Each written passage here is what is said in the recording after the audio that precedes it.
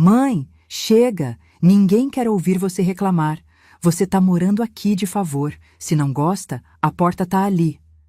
Essa frase saiu da boca do meu único filho.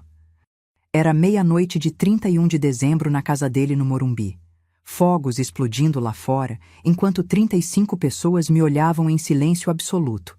Diretores de banco, clientes importantes, casais ricos do condomínio, todos com taças de champanhe na mão e olhos fixos em mim como se eu fosse um cachorro que acabou de fazer sujeira no tapete persa.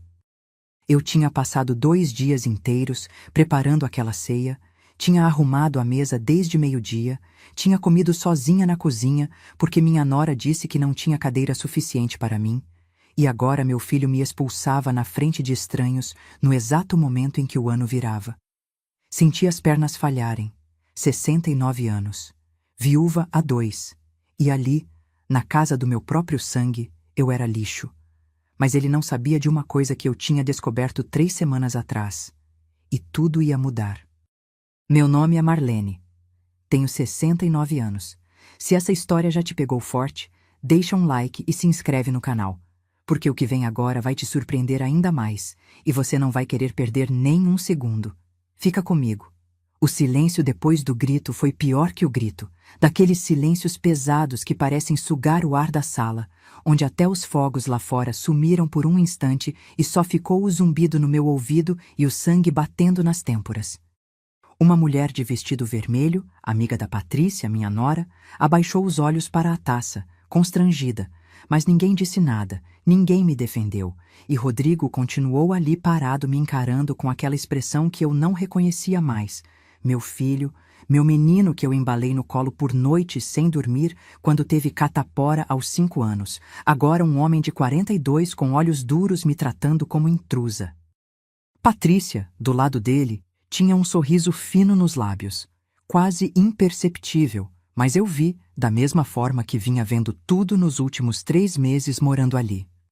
Respirei fundo e levantei da cadeira onde tinha me sentado por 2 segundos. Nem tinha bebido da champanhe ainda. Senti o joelho esquerdo estralar como sempre estala quando fico muito tempo em pé, e caminhei até o corredor que leva aos quartos, enquanto ouvia a voz da Patrícia retomando as risadas. Gente, desculpa o constrangimento. Vamos brindar de novo? E brindaram. Ouvi as taças tilintando, ouvi música voltando, ouvi o ano novo chegando com euforia para todo mundo menos para mim. Quando entrei no quartinho dos fundos, que era meu havia 3 meses, mas que até outubro de 2024 era depósito de tranqueiras, toquei a Bíblia antiga na prateleira. A mesma onde escondi as chaves do apartamento que comprei sem ninguém saber. Sorri. Fino. Amanhã não, agora não. Mas em breve, meu filho, você vai descobrir quem realmente é sua mãe. Sentei na cama estreita, colchão fino que range quando me viro, tão diferente da cama king que eu e Roberto dividimos por 38 anos. E olhei para o teto enquanto os fogos continuavam explodindo lá fora. Verde, dourado, prateado, todas as cores da alegria que eu não sentia. O quarto cheirava a mofo, porque ficava fechado o ano inteiro, e mesmo depois de 3 meses morando ali, o cheiro não saía completamente. Grudava nas cortinas que Patrícia escolheu, bege sem vida, cor de tédio, e nas paredes que precisavam de pintura desde 2018. Tirei os sapatos e massageei os pés inchados. Tinha ficado 6 horas em pé preparando tender, farofa, sobremesas, tudo que Patrícia permitiu que eu fizesse porque, pelo menos você se faz útil, foram as palavras exatas dela na véspera quando discutimos o cardápio. Útil, como se eu fosse eletrodoméstico. Como se 69 anos de vida, 43 anos trabalhando na Siemens como secretária executiva, 38 anos casada, 21 anos criando Rodrigo sozinha enquanto Roberto viajava a trabalho. Como se tudo isso se resumisse a ser útil preparando comida para gente que me despreza. Peguei o celular na mesinha, aquele modelo simples que comprei quando Roberto morreu porque não conseguia mais usar o dele que ficava me lembrando.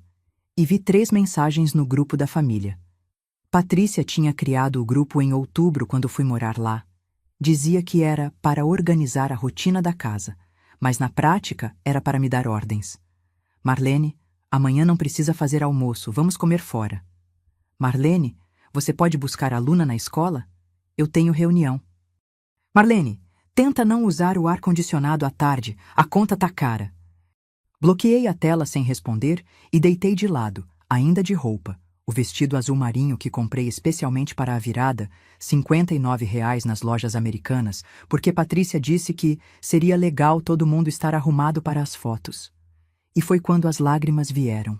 Não aquele choro alto de desespero, mas o choro silencioso que molha o travesseiro e entope o nariz e faz o peito doer como se tivesse algo pesado esmagando as costelas. Lembrei do último Réveillon com Roberto. Foi em 2022, 6 meses antes dele morrer. Só nós dois no apartamento do Taboão da Serra, porque Rodrigo disse que ia viajar com a família. Mentira. Depois descobri pelo Facebook da Patrícia que ficaram em São Paulo, só não quiseram nos convidar. Roberto fez caipirinha com limão do pé que ele cultivava na varanda, daqueles limões meio tortos, mas doces. E a gente brindou na sala pequena com a TV ligada no show da Globo. E ele me beijou à meia-noite e disse: "Mais um ano com você, Má, é tudo que eu preciso." E 3 semanas depois, teve o infarto na padaria comprando pão francês e morreu antes da ambulância chegar. Toquei a aliança que ainda uso no dedo. Pesei se devia tirar, se depois de 2 anos era hora, mas sempre que penso nisso, sinto que estou traindo a memória dele. E aí deixo ficar. O barulho da festa continuava lá fora do quarto, música alta, sertanejo universitário que Patrícia adora e que me dá dor de cabeça. Gargalhadas, gente pulando na piscina, ouvi o splash e os gritos, e eu ali trancada no quartinho dos fundos como criança de castigo. Mas castigo de quê? De ter ficado velha? De ter ficado viúva? De ter tido a coragem de vender meu apartamento e vir morar com meu filho quando o médico disse que eu não podia mais ficar sozinha por causa da arritmia? Foi em agosto de 2024 que desmaiei na fila do Extra, caí e bati a cabeça no chão frio do supermercado enquanto uma senhora gritava pedindo ajuda e eu via tudo embaçado, luzes do teto girando como carrossel. Acordei no hospital com eletrodos no peito e um cardiologista de cara séria dizendo: "Senhora Marlene, a arritmia está grave. A senhora não pode morar sozinha. Precisa de alguém por perto caso tenha outro episódio." E eu liguei para o Rodrigo do hospital mesmo, mãos tremendo segurando o celular, e ele demorou 4 horas para aparecer. Quando chegou, veio com Patrícia e os dois ficaram conversando no corredor com o médico enquanto eu ouvia pedaços da conversa. "Quanto tempo de internação?" Ela: "Pode voltar a trabalhar? Quais os custos?" Como se eu fosse problema logístico a ser resolvido. Rodrigo entrou no quarto sozinho depois. Patrícia ficou no corredor mexendo no celular e disse: "Mãe, a gente vai ter que pensar em alternativas. A senhora não pode ficar sozinha." Alternativas. Não disse: "Vem morar comigo." Disse alternativas. Como se casa de repouso fosse opção. Como se eu fosse peso. Mas eu insisti. Disse que não queria dar trabalho, que pagaria minha parte, que ajudaria no que fosse preciso, que só precisava de um cantinho enquanto me recuperava, e ele suspirou. Suspirou como quem aceita a derrota e disse: "Tá bom, mãe, mas vai ter que se adaptar. A gente tem uma rotina diferente da sua." Me adaptar. Como se eu não tivesse me adaptado a vida inteira.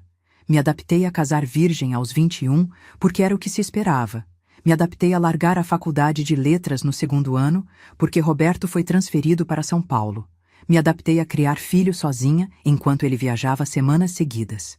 Me adaptei a trabalhar 43 anos em firma, onde chefe homem ganhava o dobro.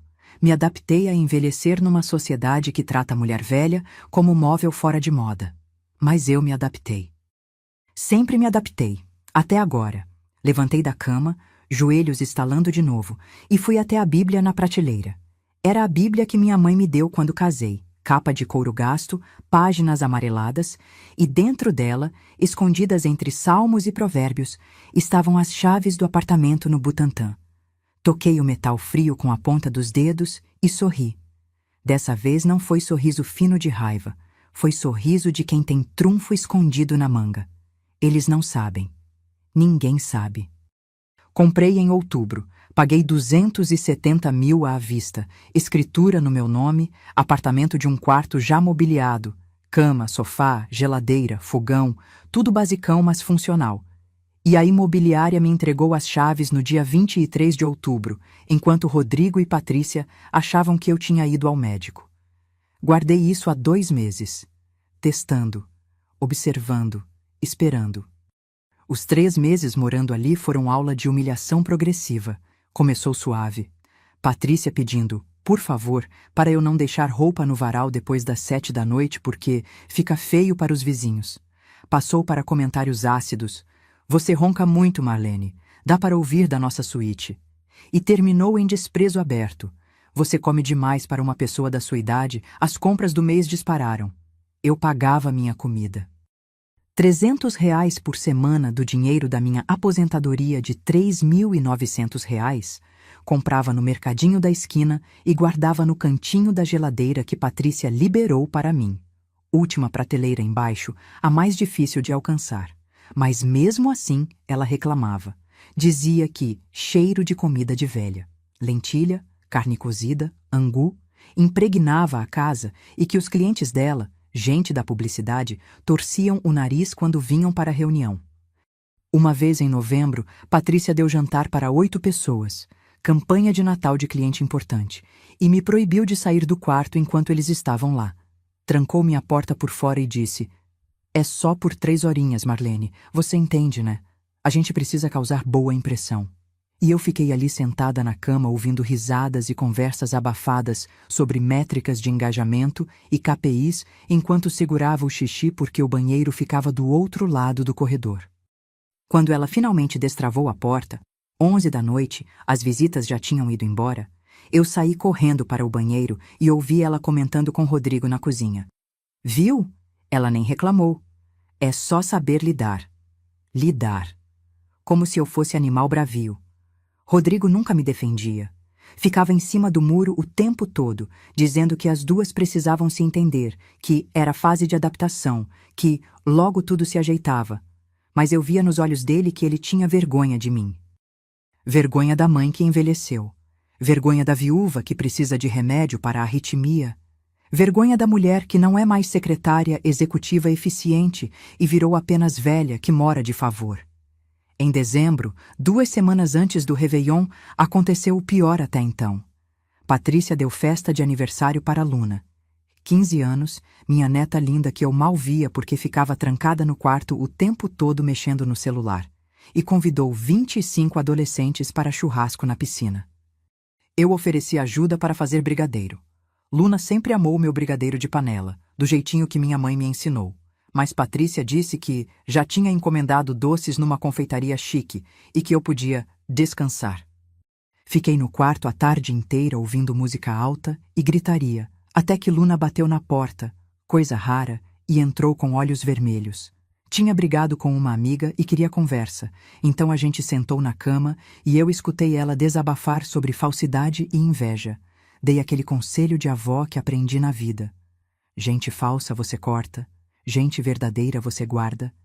E ela me abraçou forte, daqueles abraços de criança que ainda não desaprendeu a abraçar de verdade, e disse: Vó, você é a única pessoa que me entende. Mas quando descemos juntas para a festa, ela insistiu que eu pegasse um pedaço de bolo. Patrícia me puxou pelo braço no corredor e sussurrou com dentes cerrados: Marlene, você não foi convidada para a festa. Volta pro quarto. Você tá constrangendo a Luna na frente das amigas dela. E Luna ouviu tudo, abaixou a cabeça, não me defendeu. E eu voltei pro quartinho com um pedaço de bolo num pratinho de plástico que comi sozinha sentindo gosto de humilhação em cada garfada. Foi nessa noite que toquei as chaves na Bíblia e pensei: falta pouco. Mas foi em meados de dezembro, numa terça à tarde, que ouvi a conversa que mudou tudo. Estava passando pelo corredor, vindo da cozinha onde tinha lavado minha louça, quando ouvi vozes alteradas no quarto do casal. Porta fechada, mas não completamente. Aquela fresta de 2 dedos que deixa o som vazar. Parei. Escutei. Patrícia. Rodrigo, a gente não aguenta mais. A prestação da reforma tá comendo 40% do seu salário, os cartões estão estourados, eu não sei mais o que fazer. Rodrigo, eu sei, amor, eu sei, mas o bônus não veio. A meta do banco foi inalcançável esse ano. Eu contava com aqueles 80 mil. Patrícia, sua mãe tem mais de 400 mil parados no banco. 400 mil, Rodrigo. Ela não vai levar isso pro caixão. Silêncio. Depois a voz dele, baixa, quase envergonhada. Você quer que eu peça dinheiro para minha mãe? E a voz dela, firme, sem vergonha nenhuma. Ela mora de graça aqui. Come de graça. É o mínimo que ela pode fazer. A gente só precisa esperar o momento certo. Senti o coração disparar. Não de susto, de raiva. Raiva fria. Afiada. Voltei pro quarto em silêncio. Descalça, eles nem ouviram. Fechei a porta devagar e toquei as chaves na Bíblia de novo. Agora eu sei. Agora eu sei tudo. Deitei na cama e fechei os olhos, mas ao invés de dormir, fiquei ali revivendo pedaços do passado. Roberto me pedindo em casamento num domingo de sol no Ibirapuera. Eu de vestido florido, ele de camisa branca, joelho no chão perto do lago. O nascimento do Rodrigo na maternidade do Hospital das Clínicas. Parto de 14 horas, eu exausta, mas feliz, segurando aquele bebê minúsculo de 3,2 kg. A formatura dele em administração na FGV. Roberto chorando de orgulho. Eu. Também, os 3 abraçados depois da cerimônia. Lembrei do Rodrigo criança, aquele menino tímido que tinha medo de escuro e dormia com a luz do corredor acesa, que chorava quando eu atrasava 5 minutos para buscar na escola, que dizia, "Te amo, mãe", todo dia, antes de dormir até os 12 anos quando a adolescência bateu e ele virou outra pessoa, mais fechado, mais distante, mais parecido com o pai que viajava demais. Lembrei do casamento dele com Patrícia em 2007. Casamento caro no Maxud Plaza, 200 convidados, eu e Roberto pagamos metade porque o salário dele ainda era baixo.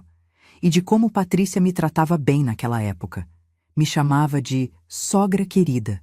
Pedia receitas, ligava no Dia das Mães. Quando foi que mudou? Quando foi que eu virei peso? Acho que foi quando envelheci. Quando o cabelo embranqueceu de vez. Quando a pele enrugou. Quando precisei de remédio todo dia. Quando deixei de ser útil e virei apenas velha. Abri os olhos e olhei para o teto rachado. A casa deles é linda por fora, cheia de rachaduras por dentro, metáfora perfeita. E respirei fundo. Falta pouco agora. Só mais alguns dias. Vou deixar eles mostrarem quem realmente são, e então eu mostro quem eu sempre fui. Os dias entre a conversa que ouvi e o Réveillon foram os mais longos da minha vida. Acordava cedo, 6 da manhã, hábito de 43 anos trabalhando, tomava remédio para a arritmia com água morna e ficava no quarto esperando a casa acordar, porque Patrícia disse que barulho de manhã cedo atrapalha o sono dela. Ficava ali sentada na cama, ouvindo o silêncio pesado, aquele silêncio de casa grande e vazia de afeto. Tão diferente do silêncio gostoso do meu apartamento no Tabuão da Serra, onde eu acordava e fazia café cantando baixinho, onde o sol entrava pela janela da cozinha e esquentava o rosto enquanto eu lia jornal. Aqui, o sol mal entrava no quartinho dos fundos. A janela dava para o muro do vizinho, tijolo cinza que bloqueava a luz, e mesmo de dia, o quarto ficava numa penumbra triste que me fazia sentir enterrada viva. Pensei muito naqueles dias. Pensei em Roberto e em como ele ficaria decepcionado com Rodrigo.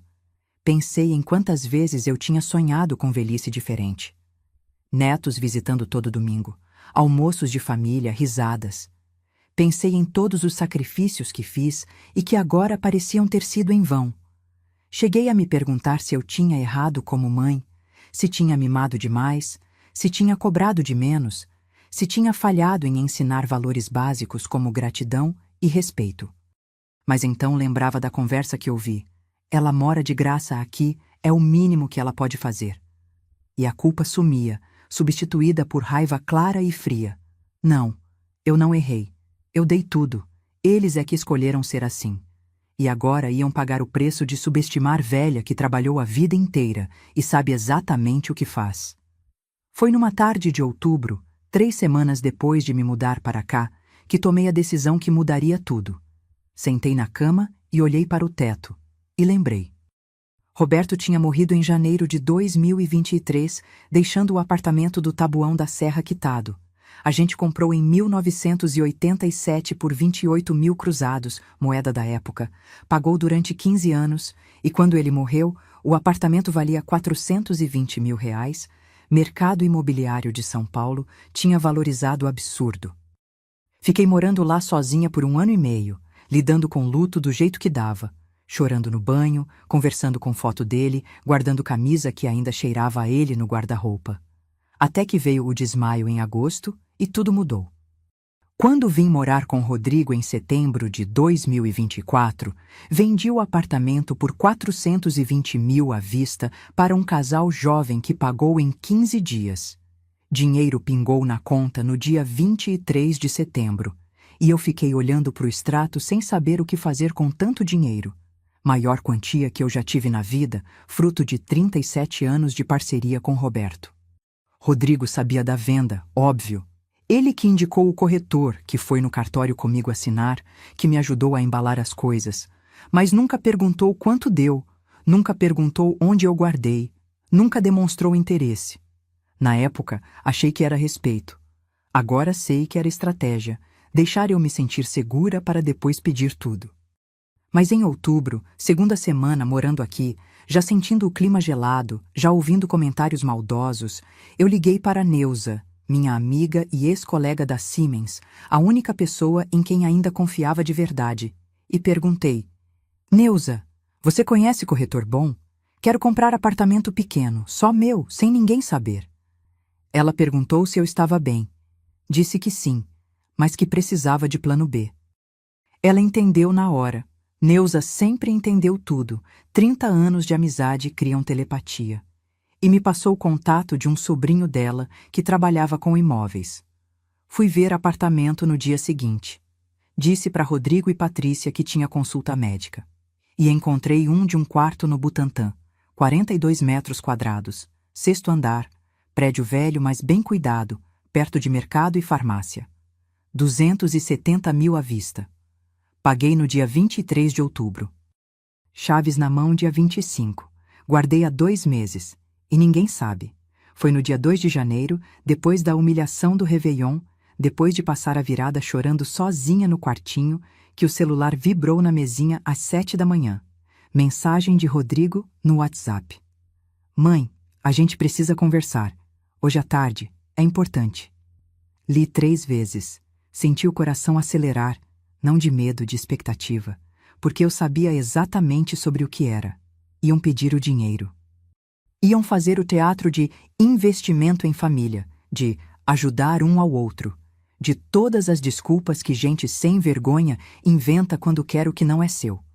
Levantei da cama, tomei banho demorado, deixei água quente lavar a tensão dos ombros, vesti calça jeans preta e blusa branca, roupa simples mas digna, e fui até a Bíblia na prateleira.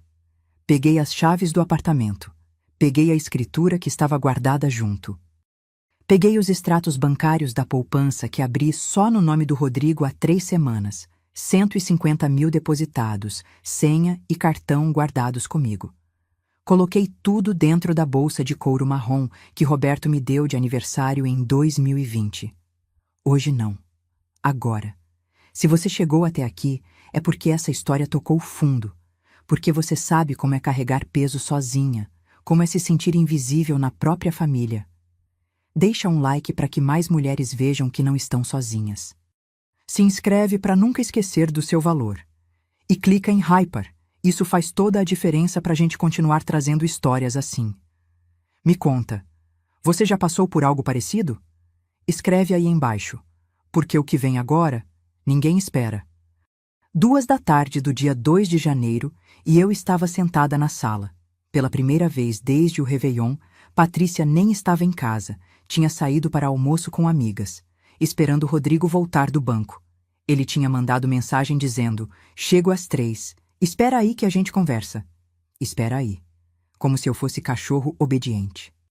A casa estava silenciosa demais, aquele silêncio de ressaca emocional depois de festa grande, e ainda tinha copos sujos espalhados pela área da piscina, vi pela janela, guardanapos amassados no chão, garrafa de champanhe vazia tombada perto da churrasqueira.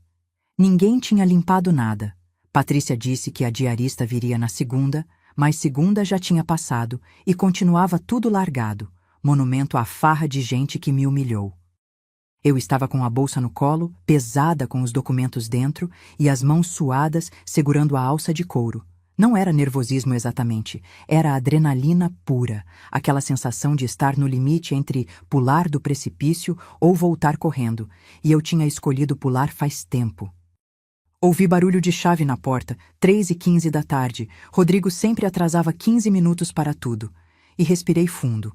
1, 2, 3 vezes. Técnica que aprendi com o cardiologista para controlar a arritmia quando fico tensa. Ele entrou pela porta social. Parou ao me ver sentada na sala. Acho que esperava me encontrar no quartinho, como sempre, e disse: "Oi, mãe." Com voz estranha, meio aguda, meio culpada. Não respondi. Apenas olhei para ele e esperei. Ele sentou na poltrona em frente ao sofá onde eu estava. Distância segura, 2 metros entre nós, como se proximidade física fosse perigosa agora, e cruzou as mãos, gesto que ele faz desde criança quando está nervoso. Eu sei porque fui eu que criei esse homem. Eu que sequei lágrima. Eu que ensinei a amarrar sapato. Eu que levou no primeiro dia de aula. Mãe, sobre ontem, sobre o que eu falei no Réveillon. Ele começou, e a voz falhou no meio, e eu vi nos olhos dele que tinha ensaiado esse discurso a manhã inteira, provavelmente com Patrícia soprando no ouvido cada palavra. Eu estava estressado, bebido, foi mal, desculpa, desculpa. Palavra pequena demais para humilhação grande demais. A Patrícia está onde? Perguntei, voz calma, firme. Saiu com as amigas, mas ela pediu desculpas também, disse que ontem todo mundo exagerou. Mentira. Patrícia não pediu desculpas nenhuma. Ele estava mentindo para suavizar, para preparar terreno, para me amolecer antes de fazer o pedido que eu sabia que vinha. E o que você quer conversar, Rodrigo? Perguntei, usando o nome inteiro dele, coisa que só faço quando estou brava de verdade. Quando ele era criança e fazia arte, eu gritava, Rodrigo Ferreira! E ele já sabia que tinha passado do ponto. Ele engoliu seco. Mãe, eu e a Patrícia. A gente tá numa situação complicada financeiramente. Ele disse. Olhos baixos, mãos ainda cruzadas, apertadas uma na outra, até os dedos ficarem brancos. A reforma da casa custou mais do que a gente esperava. O banco não me deu o bônus esse ano porque não bati meta, e a gente tá com umas dívidas que tão ficando difíceis de pagar. Silêncio. Ele esperou eu falar alguma coisa, mas eu não disse nada, apenas continuei olhando para ele com expressão neutra. Aprendi na Siemens que silêncio é arma poderosa em negociação, que quem fala primeiro perde. E o desconforto foi crescendo na sala como planta venenosa até ele não aguentar mais. A gente pensou. A gente queria propor uma coisa para a senhora. Ele continuou. E o senhora me cortou. Antes era mãe, agora virou senhora. Formalidade de quem pede favor grande. A gente sabe que a senhora tem o dinheiro da venda do apartamento guardado. E a gente pensou que talvez pudesse ser um investimento em família.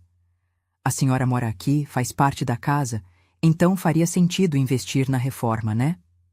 A gente colocaria no nome de todo mundo, incluindo a senhora, tipo uma sociedade. Sociedade. Palavra bonita para roubo. Quanto? Perguntei, voz ainda calma, e vi o alívio passar pelo rosto dele, achando que eu estava considerando. 300 mil na reforma, ele disse rápido, como quem arranca band-aid de uma vez. E se pudesse ajudar com uns 50 nas dívidas do cartão, seria muito bom. 350 mil. Quase todo o dinheiro que Roberto e eu juntamos em 38 anos de casamento. Olhei em volta da sala. Móveis caros que Patrícia escolheu. Sofá italiano de 20 mil reais, mesa de centro de vidro temperado, lustre importado. Quadros abstratos na parede que não significavam nada. Patrícia disse uma vez que era investimento em arte, mas era só manchas coloridas sem alma. TV de 75 polegadas que eles mal usavam. Tudo aqui era sobre aparecer. Nada era sobre ser. E se eu disser não? Perguntei. O rosto dele mudou. Passou de esperançoso para tenso, em meio segundo. Mãe, por favor, não diz não sem pensar, ele pediu. E a voz saiu desesperada agora, sem script, sem ensaio. A gente realmente precisa. E a senhora mora aqui. Se a casa é boa pra gente, é bom pra senhora também. A casa é boa. A casa onde me trancaram num quarto quando tinha visita. A casa onde me expulsaram na frente de 35 pessoas. A casa onde nunca fui bem-vinda de verdade. Abri a bolsa devagar. Rodrigo, eu ouvi vocês conversando em dezembro, eu disse, tirando a escritura do apartamento de dentro da bolsa e colocando em cima da mesa de vidro entre nós, o papel fazendo barulho seco que cortou o silêncio. Ouvi a Patrícia dizendo que eu não vou levar o dinheiro pro caixão. Ouvi você concordando que deviam esperar o momento certo. Ele ficou branco, daquele branco de quem leva susto elétrico, de quem percebe que o jogo acabou antes de começar. Mãe, eu posso explicar. Não precisa explicar. Eu interrompi, voz subindo um tom agora, raiva começando a vazar pelas bordas do autocontrole que mantive por 3 meses.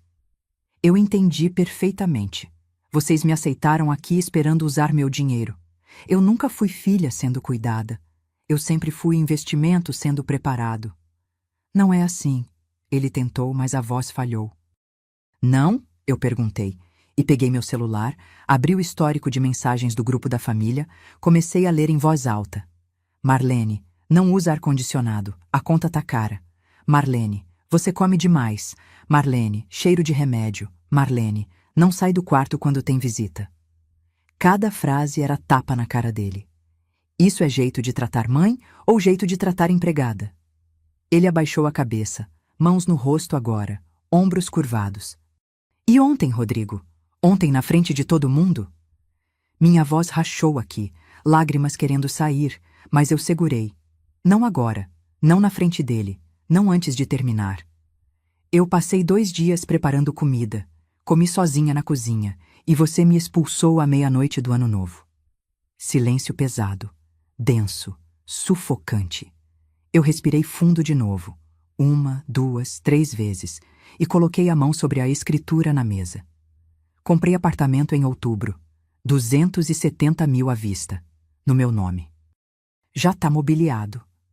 Ele olhou para o papel sem acreditar. Eu me mudo amanhã. Mãe, não.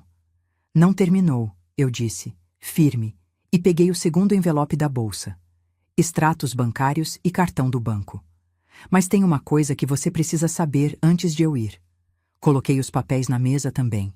E foi quando a porta da frente abriu e Patrícia entrou. 3h45, ela tinha voltado mais cedo, viu a cena toda. Eu, Rodrigo, papéis na mesa, e parou no meio da sala. O que está acontecendo aqui? Ela perguntou, voz afiada. Olhei para ela, depois para o Rodrigo, depois para os papéis. Agora vocês dois vão descobrir. Patrícia entrou na sala com aquela postura que ela sempre tinha. Queixo erguido, ombros para trás, salto alto batendo no piso de porcelanato como se fosse dona do universo. Mas quando viu os papéis espalhados na mesa de centro, quando viu o rosto pálido do Rodrigo, alguma coisa mudou na expressão dela. Os olhos estreitaram. A boca ficou fina. Marlene vendeu o apartamento dela e comprou outro sem avisar a gente, Rodrigo disse, voz fraca, antes que eu pudesse falar. Patrícia parou no meio da sala, bolsa de grife pendurada no ombro, prada legítima, 4.000 reais que eles não tinham, e deu risada, não risada de alegria, risada de escárnio, daquelas risadas curtas e afiadas que cortam. Comprou outro apartamento? Ela repetiu, olhando para mim como se eu fosse criança fazendo birra. Com que dinheiro? Com o meu dinheiro, eu respondi, voz calma mas firme. E olhei direto nos olhos dela sem desviar. Na Siemens aprendi que quem desvia o olhar primeiro perde autoridade. Dinheiro da venda do apartamento que eu e Roberto compramos em 1987 e pagamos durante 15 anos. Apartamento que a gente te ajudou a vender. Patrícia rebateu rápido, jogando a bolsa no sofá e cruzando os braços. Rodrigo que indicou o corretor, que foi no cartório, que embalou suas tranqueiras. Tranqueiras. Ela chamou 43 anos da minha vida de tranqueiras. E por isso vocês acham que têm direito ao dinheiro? Perguntei, inclinando a cabeça de leve, gesto que costumo fazer quando estou realmente brava, mas mantendo compostura. A gente não acha que tem direito. Rodrigo tentou mediar, levantando da poltrona com mãos estendidas como quem acalma animal nervoso. A gente só pensou que, como você mora aqui, seria natural ajudar com as despesas da casa. Natural. Eu repeti, saboreando a palavra. Foi natural me trancar no quarto quando tinha visita? Foi natural me fazer comer sozinha na cozinha? Foi natural me expulsar na frente de 35 pessoas à meia-noite do Ano Novo? Silêncio. Patrícia olhou para o Rodrigo como se dissesse: falei que ia dar problema. E Rodrigo olhou para o chão. Vocês queriam 350 mil, eu continuei, pegando o envelope dos extratos na mesa. 300 na reforma, 50 nas dívidas do cartão. Foi isso que você disse, né, Rodrigo? Ele não respondeu. Eu ouvi a conversa de vocês em dezembro, eu disse, olhando agora para Patrícia. Ouvi você dizendo que eu não vou levar o dinheiro para o caixão. Ouvi você dizendo que era o mínimo que eu podia fazer. O rosto dela ficou vermelho, não de vergonha, de raiva. E daí? Patrícia disparou, dando 2 passos na minha direção, dedo apontado, voz subindo 3 tons. E daí que a gente conversou sobre isso? A gente tá com dívida sim, a gente precisa de ajuda sim, e você tem o dinheiro parado no banco sem fazer nada. Enquanto isso, a gente se afoga em juros, em prestações, em contas, e você aí sentada no seu apartamentinho secreto fazendo papel de vítima. Vítima? Eu repeti, e algo quebrou dentro do peito. Não quebrou de dor, quebrou de raiva finalmente liberada. Vítima? Você me trancou num quarto, Patrícia. Me proibiu de sentar na mesa quando tinha visita. Me tratou como empregada durante 3 meses. Porque você é empregada aqui, ela gritou de volta, e Rodrigo tentou segurar o braço dela, mas ela se soltou com violência. Você não paga aluguel, não paga conta, vive de favor na nossa casa, então sim, você tinha que se fazer útil, tinha que ajudar, tinha que pelo menos ter gratidão. Eu pago minha comida, eu gritei também agora, levantando do sofá, pernas tremendo, mas corpo todo vibrando de adrenalina. R$ 300 por semana. Eu limpo, eu cozinho, eu ajudo a Luna com lição. E gratidão. Gratidão? Gratidão por quê? Por me aceitar aqui depois que o médico disse que eu não podia ficar sozinha? Por me dar o quarto que era depósito de tralha? Por me humilhar todo santo dia?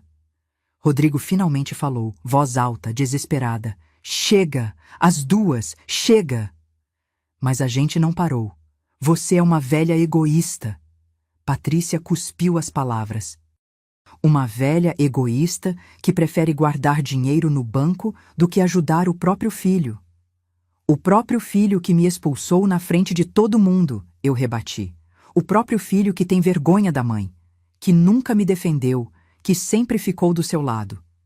Porque eu sou a esposa dele, ela gritou.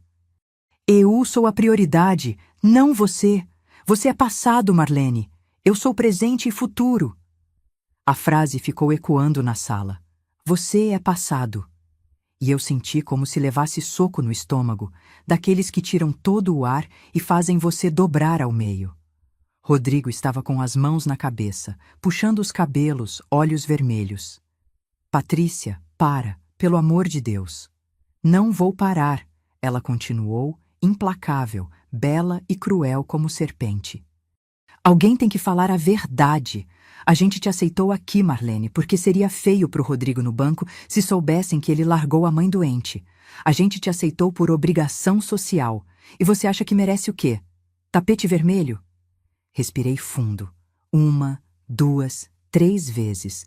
E quando falei de novo, a voz saiu diferente, mais baixa, mas muito mais fria. Você terminou? Ela abriu a boca para responder, mas eu levantei a mão pedindo silêncio. Porque agora é minha vez. Peguei o envelope dos extratos bancários na mesa, tirei os papéis de dentro devagar, deixando o suspense construir, técnica que vi chefe usar em reuniões tensas na Siemens quando ia dar notícia bomba. E coloquei na mesa de centro, bem no meio, onde os dois pudessem ver. 3 semanas atrás, em 10 de dezembro, eu comecei, voz firme e pausada. Eu abri uma conta poupança no Banco do Brasil, sozinha, sem ninguém saber. Rodrigo franziu a testa, confuso.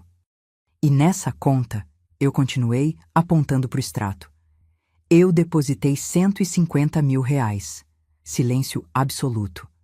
150 mil que vocês não sabem que existe. 150 mil que não tá na conta que vocês conhecem. Patrícia pegou o papel com mão trêmula, leu, e o rosto dela passou de vermelho para branco em 3 segundos. Espera, Rodrigo disse, pegando o papel da mão da Patrícia, lendo uma vez, 2, 3. Espera, isso aqui. Esse é meu CPF. É, eu confirmei. A conta tá no seu nome. Só no seu. Eu abri para você, com seus documentos, sem você saber. Ele olhou para mim como se eu tivesse falado em língua alienígena. Como assim no meu nome? Como você? Porque eu sou sua mãe, Rodrigo, eu disse. E a voz saiu cansada agora. Eu tenho todos os seus documentos guardados desde que você nasceu. Certidão, RG, CPF, tudo. É só ir no banco e pedir para abrir conta para filho adulto que eles fazem. Não precisa da sua presença. Não precisa da sua autorização. Patrícia arrancou o papel da mão dele de novo, leu com olhos arregalados, procurando erro, procurando fraude. Isso não pode ser legal. Você não pode abrir conta em nome de outra pessoa sem avisar. Posso sim, eu respondi, e até sorri de leve, daquele sorriso de quem sabe exatamente o que está fazendo. É conta conjunta de mãe com filho, perfeitamente legal. Eu só depositei o dinheiro e guardei cartão e senha comigo. Mas o dinheiro está no nome dele. E a partir de agora, ele tem acesso total. Peguei o cartão do banco que estava no envelope e estendi para Rodrigo. Ele pegou com mão tremendo, olhou para o cartão como se fosse coisa de outro planeta. Nome dele impresso em letras prateadas. A senha é a data do seu aniversário, eu disse. 2310882. Mesma senha que você usa em tudo desde os 15 anos porque você acha que eu não percebo. Ele continuou olhando para o cartão, sem falar nada, lágrimas começando a formar nos cantos dos olhos. 150 mil reais, Rodrigo, eu continuei, voz embargada agora também. É para pagar as dívidas do cartão. É para aliviar as prestações da reforma. É para você não afundar. Por quê? Ele perguntou, e a voz saiu rouca, quebrada. Por que você está fazendo isso? Porque eu sou sua mãe, eu respondi, e as lágrimas finalmente vieram, escorrendo quentes pelo rosto. Porque eu nunca ia te abandonar. Porque mesmo você me tratando como lixo, mesmo você me humilhando, mesmo você escolhendo ela sempre em vez de mim, eu não consigo parar de te amar. Patrícia estava congelada, olhando para a cena sem acreditar. Eu ia dar esse dinheiro de qualquer jeito, eu disse, limpando o rosto com as costas da mão. Mesmo sem vocês pedirem, mesmo sabendo que vocês só me queriam aqui por interesse. Porque é isso que mãe faz, ajuda mesmo quando não merece ser ajudada. Mãe! Rodrigo tentou falar, mas a voz não saiu. Mas eu precisava saber, eu continuei, mais firme agora. Precisava saber se ainda tinha algum amor, se ainda tinha algum respeito, se eu ainda era sua mãe ou se tinha virado só fonte de dinheiro. Silêncio pesado, denso. E no Réveillon eu descobri, eu disse, olhando direto nos olhos dele. Quando você me expulsou na frente de 35 pessoas. Quando você escolheu a imagem, a reputação, o orgulho dela em vez de mim. Ali eu descobri que eu tinha perdido meu filho faz tempo.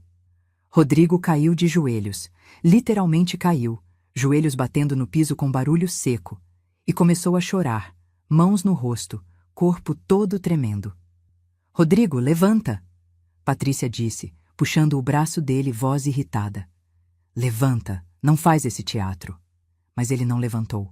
Continuou ali, de joelhos no meio da sala, chorando como eu não via ele chorar desde que era criança, daquele choro profundo que vem de lugar quebrado dentro do peito.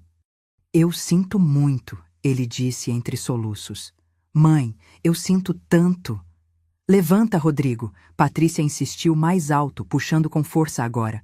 Ela tá manipulando você, não vê? Ela planejou tudo isso, abriu conta escondida, comprou apartamento escondido, tudo para fazer a gente de idiota. Eu que sou idiota, ele gritou, se soltando dela e olhando para cima, para mim, rosto vermelho molhado de lágrimas. Eu que fui idiota, cego, filho da puta ingrato. Não fala assim. Patrícia tentou, mas a voz dela saiu menos convicta agora. Eu tratei minha mãe como lixo. Ele continuou, levantando devagar, pernas bambas. Eu deixei você trancar ela no quarto. Eu deixei você humilhar ela todo dia. E ontem eu... A voz dele quebrou de novo. Ontem eu expulsei minha mãe à meia-noite do ano novo na frente de todo mundo. Ele terminou e cobriu o rosto com as mãos. Que tipo de filho faz isso? Que tipo de monstro eu virei? Você não é monstro, Patrícia disse, voz mais suave agora, tentando consertar, mas dava para ver que ela tinha perdido o controle da situação. Você só estava estressado. Todo mundo estava estressado. Para! Ele gritou, afastando ela com gesto brusco. Para de justificar. Para de fazer parecer que foi normal. Porque não foi. Foi horrível. Foi imperdoável. Ele virou para mim de novo, deu 2 passos na minha direção, parou, como se não soubesse se podia se aproximar mais. Mãe, eu não mereço esse dinheiro, ele disse, estendendo o cartão do banco de volta para mim.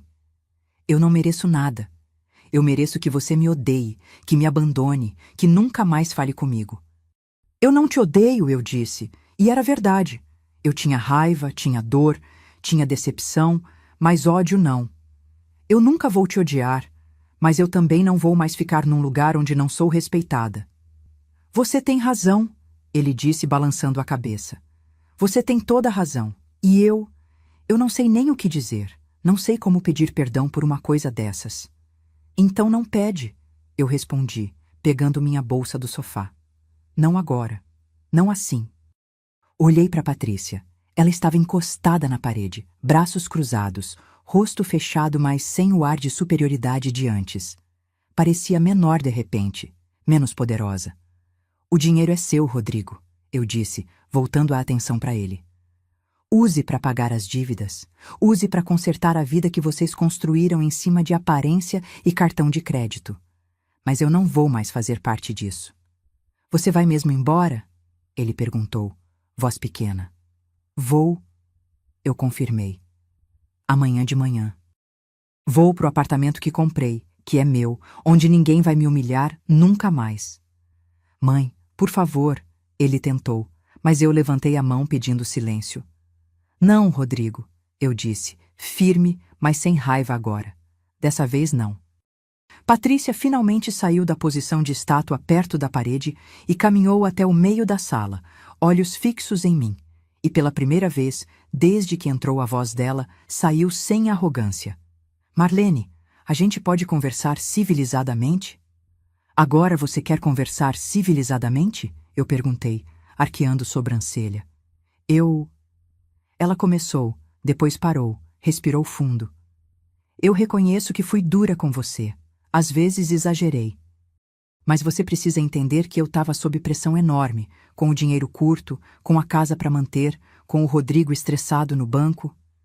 E isso justifica me trancar num quarto? Eu cortei, voz afiada. Justifica me fazer comer sozinha? Justifica me chamar de velha egoísta? Ela abaixou os olhos. Não, ela admitiu, voz baixa. Não justifica. Silêncio. Rodrigo estava sentado na poltrona agora, cabeça entre as mãos, ombros ainda tremendo de vez em quando com soluços residuais. Mas se você ficar, Patrícia continuou, e eu quase ri do absurdo. Ela realmente achava que eu ia considerar ficar. Se você ficar, a gente pode recomeçar. Do jeito certo, com respeito, com regras claras. Regras claras? Eu repeti. Tipo quais? Eu posso sentar na sala 2 vezes por semana? Posso usar ar-condicionado às terças e quintas? Não é assim. É exatamente assim, Patrícia, eu disse, pegando a escritura do apartamento na mesa e guardando na bolsa. Porque para você eu nunca fui família. Eu sempre fui problema a ser gerenciado. E eu tô cansada. Cansada de ser pequena. Cansada de ser invisível. Cansada de pedir licença para existir. Mãe, e se a gente... Rodrigo levantou a cabeça, rosto inchado de chorar. E se a gente for com você?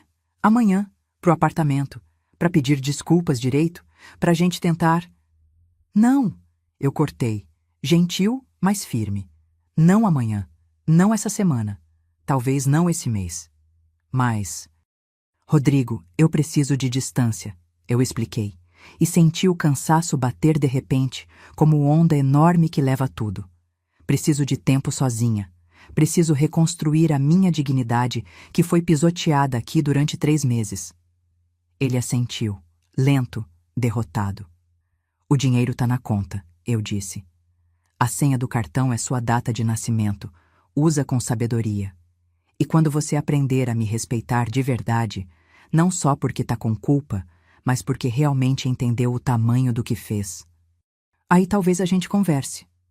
Caminhei até a porta, passei por Patrícia, ela não tentou me parar. E quando coloquei a mão na maçaneta, ouvi a voz do Rodrigo atrás. Eu te amo, mãe. Parei, não virei. Apenas disse, voz trêmula, eu sei, eu também te amo. Mas amor sem respeito não é suficiente. E saí. O interfone do meu apartamento novo tocou no dia seguinte, 9 da manhã. Eu estava guardando roupa no guarda-roupa. Tinha pegado só 2 malas da casa do Rodrigo. O resto eu nem quis. E quando atendi, ouvi a voz dele, rouca.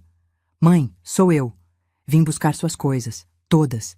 Empacotei tudo que era seu. Tá no carro. Desci e encontrei ele no estacionamento com o carro lotado. Caixas, malas, até móveis pequenos que eram meus. A mesinha que ficava no quarto, o abajur que minha mãe me deu. Ele tinha olheiras profundas, roupa amassada, cara de quem não dormiu. Não precisava, eu comecei. Precisava, ele interrompeu. É o mínimo. A gente subiu tudo em silêncio, 3 viagens de elevador, e quando terminou, ele ficou parado na porta do apartamento, sem entrar. Bonito aqui, ele disse, olhando em volta. É pequeno, eu respondi, mas é meu. Ele assentiu, olhos vermelhos de novo. Eu vou conquistar teu perdão de verdade, mãe, ele disse. Não sei quanto tempo vai levar, mas eu vou. Não respondi. Apenas acenei quando ele foi embora. E sentei no sofá pequeno do meu apartamento pequeno, finalmente em paz. 3 semanas depois, dia 23 de janeiro de 2025, eu estava na varanda do apartamento tomando café. Coador de pano, pó passado devagar, do jeito que eu gosto, quando a campainha tocou. 8 da manhã. Cedo demais para ser Neuza, que sempre vinha às 10. Cedo demais para ser entregador. Olhei pelo olho mágico e vi Rodrigo. Sozinho. Sem Patrícia. Com um envelope grande na mão. Abri a porta, mas não abri caminho. Fiquei ali parada na soleira, de roupão azul claro e chinelo, cabelo preso num coque frouxo. Oi, mãe, ele disse, voz baixa, respeitosa. Eu sei que você pediu tempo. Eu sei que é cedo demais, mas eu precisava te dar uma coisa. Estendeu o envelope. Peguei desconfiada e abri. Dentro tinha uma carta escrita à mão. 4 páginas de letra miúdas apertada, papel quadriculado arrancado de caderno e uma foto emoldurada dele criança, devia ter uns 4 anos, sentado no meu colo na sala do apartamento do Taboão da Serra. Li a carta depois, ele disse, apontando para o papel. A foto é para você ficar, se quiser. Olhei para a foto. Eu era jovem ali, 30 e poucos, cabelo preto sem fio branco, sorrindo de verdade, e o Rodrigo pequenininho de macacão jeans me abraçando forte. Eu entrei em terapia, ele disse, olhos no chão. 2 vezes por semana. Eu e a Patrícia também. Casal. A gente tá tentando entender onde errou. Como chegou nesse ponto? Assenti, mas não disse nada. A Luna pergunta de você todo dia, ele continuou. Ela quer vir te visitar. Mas eu disse que tinha que esperar você liberar. Ela pode vir, eu disse, primeira vez que falava desde que abri a porta. A Luna sempre pode vir, ela não me fez nada. Ele sorriu triste. Obrigado. Silêncio. O dinheiro, eu usei certo, ele disse. Paguei todas as dívidas do cartão. Negociei a prestação da reforma. A gente tá no azul de novo, apertado, mas no azul. Que bom, eu disse, sincera. Mãe, eu sei que não é suficiente. Ele continuou, voz engasgada. Sei que uma carta e uma foto não apagam 3 meses de humilhação. Não apagam o Réveillon. Não apagam nada. Mas eu queria que você soubesse que eu tô tentando ser a pessoa que você merece como filho. Olhei para ele. Olheiras ainda profundas, roupas mais simples, sem grife, sem luxo, postura diferente, menor, humilde. Você quer entrar para um café? Perguntei. Os olhos dele brilharam. Posso? Pode. Ele entrou e a gente sentou na mesinha pequena da cozinha e eu servi café para nós dois, e a gente conversou.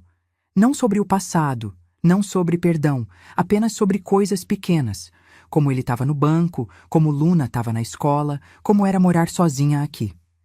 E quando ele foi embora, 1 hora depois, eu coloquei a foto emoldurada na mesinha da sala, perto da Bíblia, perto das chaves.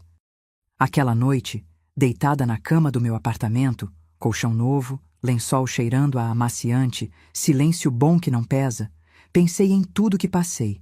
Nos 3 meses de humilhação, no Réveillon brutal, na revelação que mudou tudo, na distância que ainda existe entre mim e meu filho. E entendi uma coisa. Perdão não é esquecer. Não é fazer de conta que não aconteceu. Não é voltar para o jeito que era antes. Perdão é abrir a porta. É servir café. É dar chance, devagar, para coisa nova nascer onde a velha morreu. 70 anos de vida me ensinaram.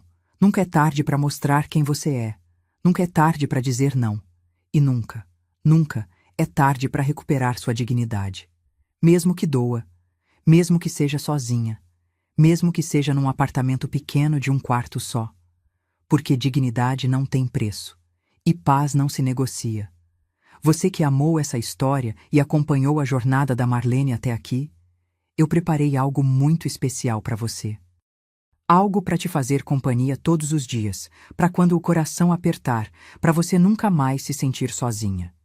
É um e-book com 120 mensagens diárias de força e acolhimento. Você não está sozinha. O link está aqui nos comentários fixados. É só descer e pegar. Essa história acabou, mas tenho certeza que vai ficar com você por muito tempo. Se ela te tocou fundo, deixa um like. Isso me ajuda a continuar trazendo histórias de mulheres fortes como a Marlene. E me conta, o que mais te marcou? Foi a coragem dela? Foi a reviravolta? Foi o perdão? Escreve aí embaixo, eu leio todos os comentários. Tem muitas outras histórias esperando por você aqui no canal. Se inscreve e clica em hypar para não perder a próxima.